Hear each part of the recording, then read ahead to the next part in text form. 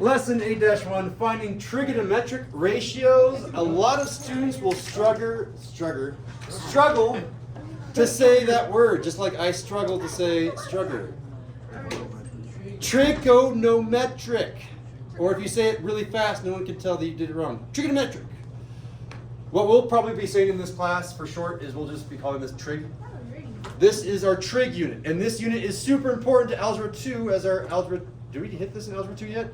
Do we hit trig yet? No. Oh, this is perfect time then, because we're about to start trig in Algebra 2 after this gigantic unit that we're doing in Algebra 2. So good timing on my part. Trig ratios. What word do you see in trigonometric? I see the word tri. Guess what the shape that this is based off of? A triangle. It's based off a triangle. Yes, very nice. So origins. Everything from trigonometry comes from a right triangle. And totally make this triangle gigantic because it's basically the only thing that's going to be in our notes. Very, very quick example. I need space for probably 3 triangles in our notes. They can be big. Alright. Did you say any triangles? It has to be a right triangle. Oh. Yeah, so if it's not a right triangle, then you have to somehow make it into a right triangle, which I'm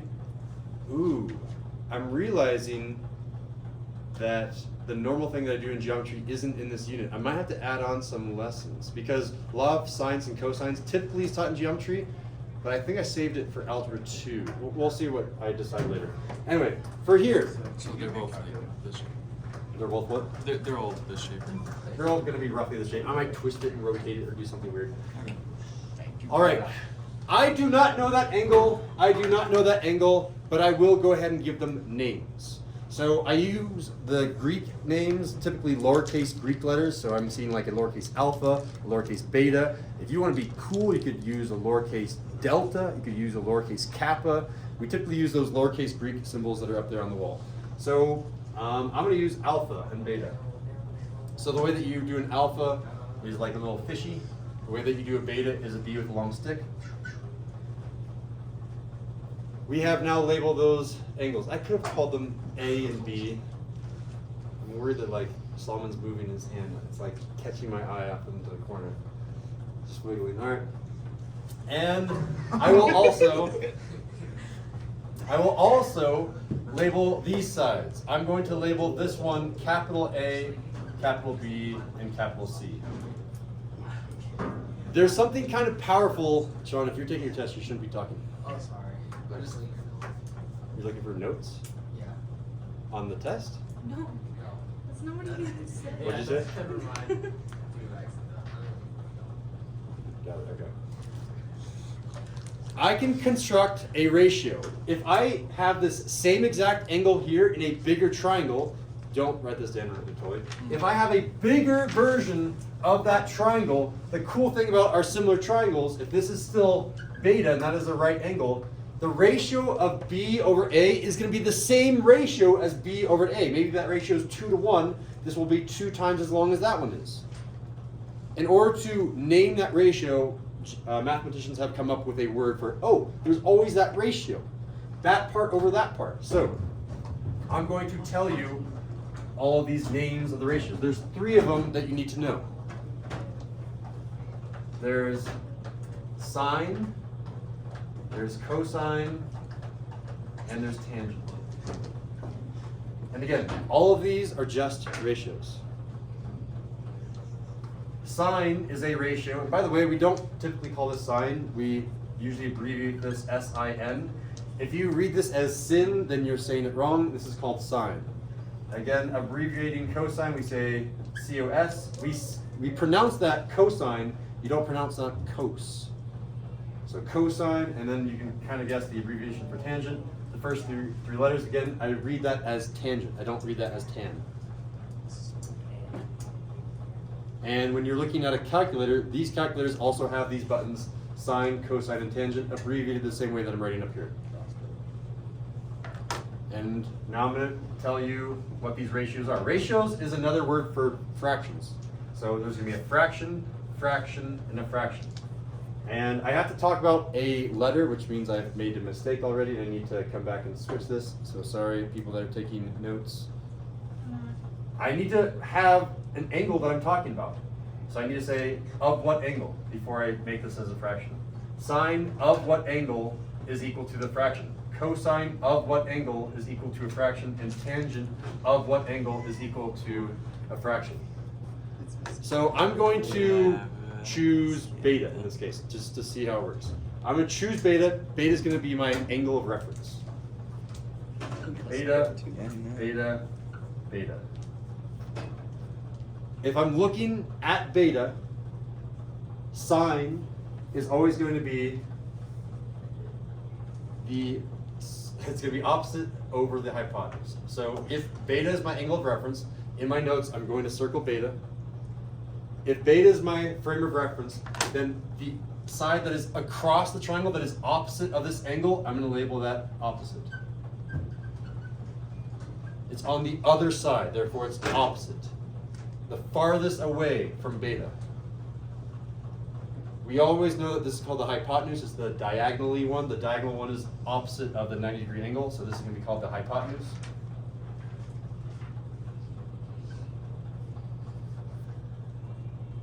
And the one that is closest to beta, that is not the opposite, is known as adjacent. A synonym for adjacent is like a neighbor. You can say, oh, my adjacent person that's dwelling next to me, that's your neighbor. So adjacent. We can call this adjacent. In fact, I don't really want to use those letters at all. In fact, if you're Anatolia, you can probably just delete those letters. I don't think we're going to use those. We do need to know these words adjacent, opposite, and hypotenuse. The definition of sine is opposite over hypotenuse, so I can write this all the way out. I can say opposite over hypotenuse. Or if you want to abbreviate it, you can say O over H. I only abbreviate it because there's a cool little acronym at the end to remember all these in one phrase. All right. Cosine. Cosine, if this is my angle of reference, is always going to be adjacent over hypotenuse.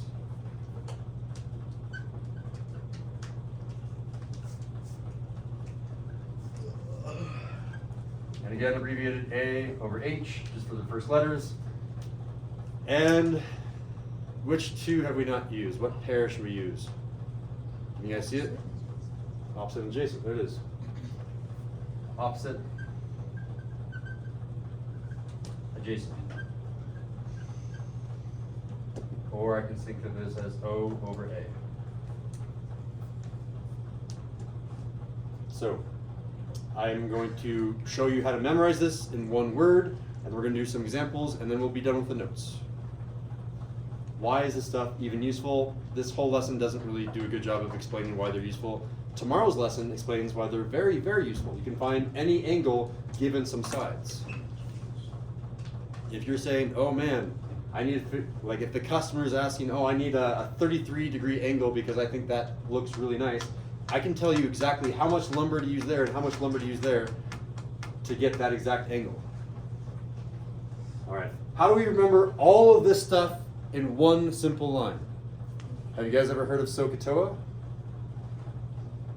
No, never. Okay, nice. New stuff. I'm gonna write this down under here. I can spell TOA. The pronunciation of this really helps. Notice that sine is going to be opposite divided by hypotenuse. Cosine is going to be adjacent over hypotenuse, and tangent is going to be opposite over adjacent. Look at that. Tangent, opposite over adjacent. All of this information in this giant amount of work is captured just by saying SOHCAHTOA. If you can remember the word SOHCAHTOA, you have essentially memorized all of these ratios. I'm pretty sure that almost every, well, with the exception of, I'm looking at lesson 8-5, from lesson 8-1 to 8-4, it's all based on one formula. And here it is, or one phrase. Let me give you an example so you can see how easy this is. Example number 1. I'm going to give you a triangle. And I'm going to label this, I want to use a new Greek letter. What Greek letter should we learn? You guys want to learn theta? theta. I'm going to give you just some random lengths, 6, 8, 10. And I'm going to ask you, what is sine of theta? And your answer is always going to be a fraction. All right, let's see if you guys can figure it out. Sine of theta, it's the same spot. I haven't tried to trick you yet. It's going to be a number over a number. I see 2 people that are ready. Is your question about the test? Yeah, it's just about like something. I can do that. I'm almost done with this lesson. Okay. Yeah. Riley? 6 over 10. 6 over 10? Close. Or sorry, 6 over 10. Yes, that is correct. 6 over 10. I was thinking that was a 10 for some reason. Yeah, because it's the adjacent over the hypotenuse.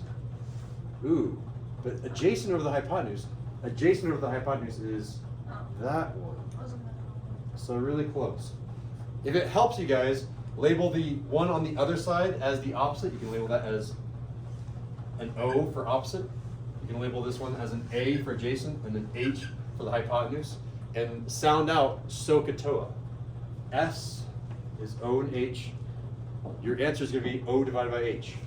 O divided by H.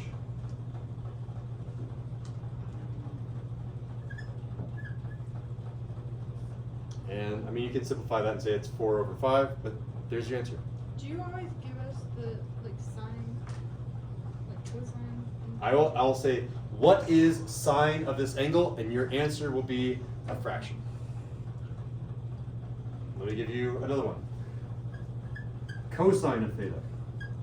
Okay, so you're thinking, okay, cosine. So, C-A-H. So you're looking for an A divided by an H. Let's see how many hands I can get here. I have 2 hands, 3 hands. Josue? 6 over 10.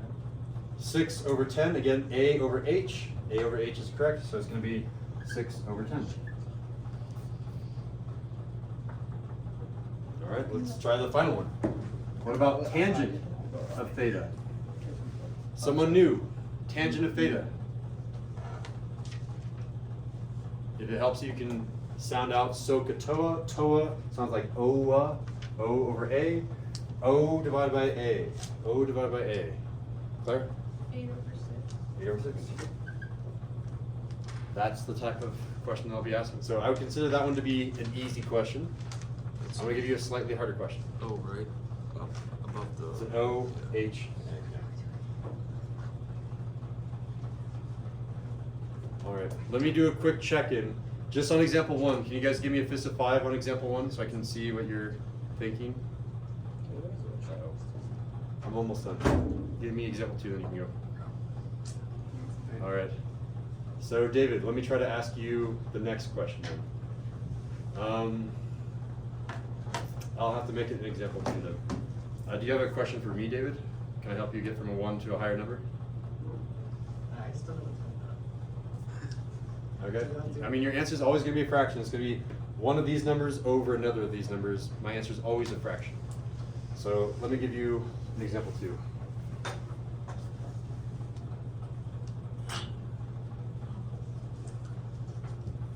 I'm not going to start with you, David, because the first question is a little bit tricky. I'm going to choose a new Greek letter. Which one should we try?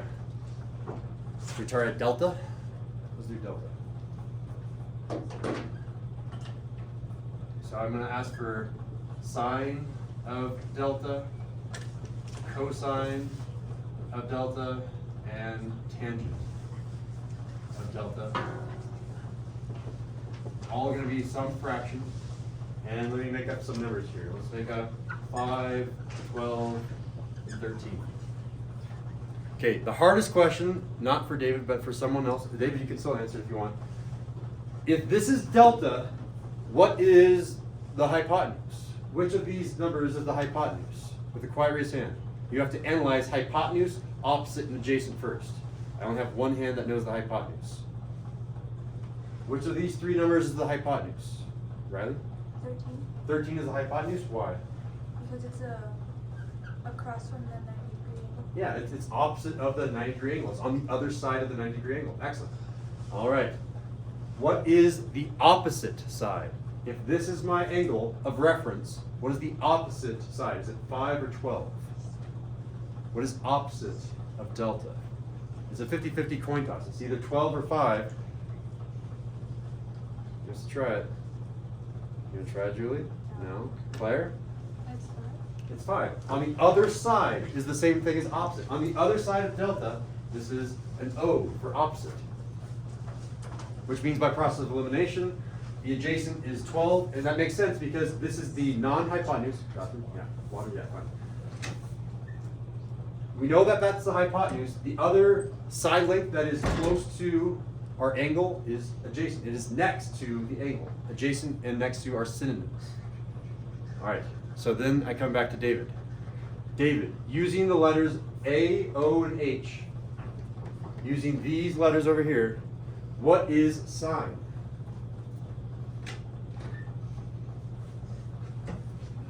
Sine is what letters over what letter over what letter?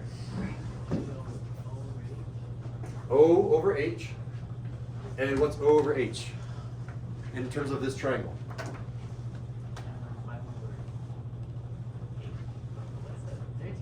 13. So this is going to be 5 over 13. Exactly.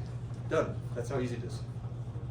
But you have to memorize the O over H, which is why I'm trying to get you guys to memorize so, ka, toa. Because if you can remember so sounds like O over H, then you can memorize O over H for the S. All right?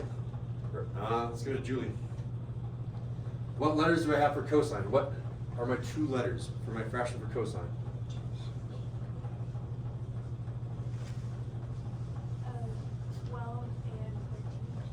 12 and 13. 12 and 13? 12 and 13. You're correct. And what were those letters? Oh, A and H. A and H, exactly. Because it's O, and then finally, who have I not called on today? Solomon. My letters for tangent. Toa. Oh, or 5 over A, which is 12. 5 over 12. So we got 5 over 12, 12 over 13. That's all we have to do. That's the entire lesson. Your answer is just going to be a fraction. The hardest thing is analyzing these letters. Opposite means on the other side. I'm going to write it down in the notes so that it's going to be in the notes as well. Yes. Yeah. Opposite means other side. Adjacent means next to. With the exception, not the hypotenuse. If this is the hardest part, you have notes for it now. You can label O, A, and H. Hopefully you have SOHCAHTOA memorized as well. With those 2 components, you should be able to get all these fractions. All right. I'm a little bit nervous, but I'm still going to ask you. Fist of 5 on, if I give you a right triangle with all 3 lengths, or maybe just 2 lengths, and I ask you what is sine of an angle, how well can you give me a fraction? On a fist of 5, I'm seeing 4.5, 5, 4, 4. This way, what do you got? 5, right?